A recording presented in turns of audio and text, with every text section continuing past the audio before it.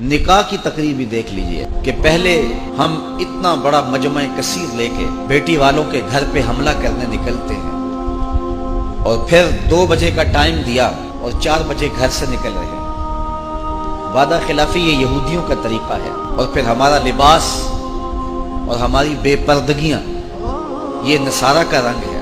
پھر بھنگڑے ڈالنے لگے۔ ہم نے کہا میاں یہاں اسلام والی کیا چیز ہے؟ کہا تھوڑی دیر ٹھہرو، ابھی مولوی صاحب آئیں گے، یہ چند لمحوں کے لیے دھوم دھڑکا روک لیا جائے گا اور ان کو اسٹیج پہ بلایا جائے گا، ایک رسم ادا ہوگی، وہ حصہ اسلام کا ہے۔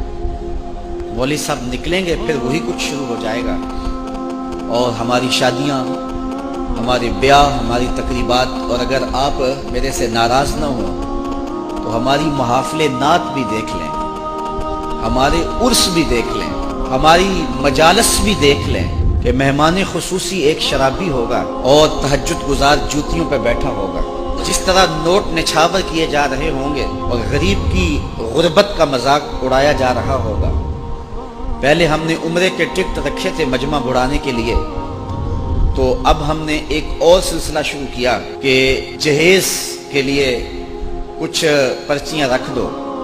میں ایک جگہ پہ گیا تو وہاں انہوں نے مجھے بتایا بیان کرنے سے قبل کہ جناب 16 بچیوں کے لیے ہم نے جہیز کا انتظام کیا ہے، اور یہ پردے کے پیچھے 2000 کے قریب بچیاں یہاں جلسہ سننے آئی ہیں۔ میں نے کہا کہ یہ زیادتی نہ کرو، یہ ظلم نہ کرو۔ ہر پرچی پہ بیٹیوں کے دل دھڑکیں گے، اور جب 16ویں پرچی بھی نکل جائے گی تو باقی بیٹیاں بوجھل قدموں سے جس طرح گھر پلٹیں گی، اس کا شاید دولت والوں کو احساس نہیں۔ یہ اس غریب سے پوچھو کہ جو اپنا گھر بیچ کے بیٹی کو جہیز دیتا ہے۔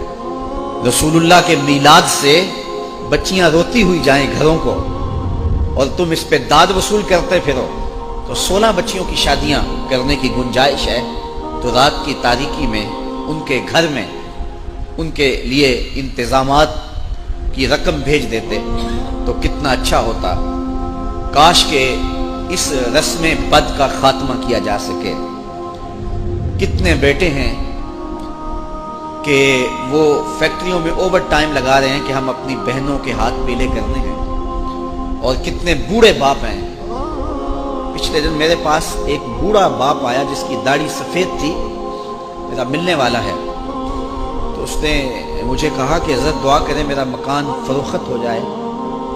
تو میں ویسے اس کو آسودہ حال سمجھتا تھا، تو میں نے کہا کیوں؟ تو کہنے لگا کہ میں نے 2 بیٹیوں کی شادی کی تھی تو قرض لیا ہوا تھا، تو اب مکان بیچنا ہے تاکہ وہ قرض بھی اتر جائے، تو ہو سکتا ہے کہ کوئی مجھے تھوڑے سے پیسے بچ جائیں تو میں کسی بستی میں ایک چھوٹا سا کٹیا زندگی گزارنے کے لیے خرید سکوں۔ باقی میرے 2 یا 3 بیٹے ہیں تو وہ کمائی کریں گے تو اپنا مکان بنا لیں گے۔ میں اس شخص کو ظالم نہ کہوں جس نے غریب کی بیٹی سے جہیز لیا ہے۔ اس کے دل میں کوئی ترس نہیں آیا، اس کو خوف نہیں آیا اللہ کا۔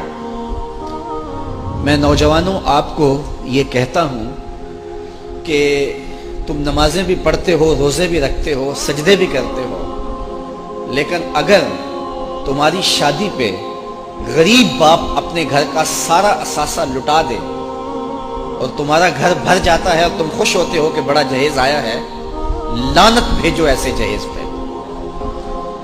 یہ تمہارے لیے ایندھن ہے دوزخ کا۔ یہ فیصلہ کرو آج کی اس مجلس میں، جن کی شادیاں نہیں ہوئی وہ بھی فیصلہ کریں، اور جن کو اللہ نے اولادیں دی ہیں وہ اپنے بیٹوں کے لیے فیصلہ کریں کہ ہم اپنے بیٹوں کے لیے کسی سے جہیز نہیں لیں گے، اور اس رسم بد کا ہم عملی بائیکاٹ کریں گے۔ معاشرے کو سوکھا کرو، معاشرے کو اذیت میں مبتلا نہ کرو۔ یہ بہت بڑی نیکی ہے مشکل کام۔ اللہ تعالیٰ ارشاد فرماتا ہے کہ یہ مشکل گھاٹی نہیں چڑھا، اور مشکل گھاٹی کیا ہے؟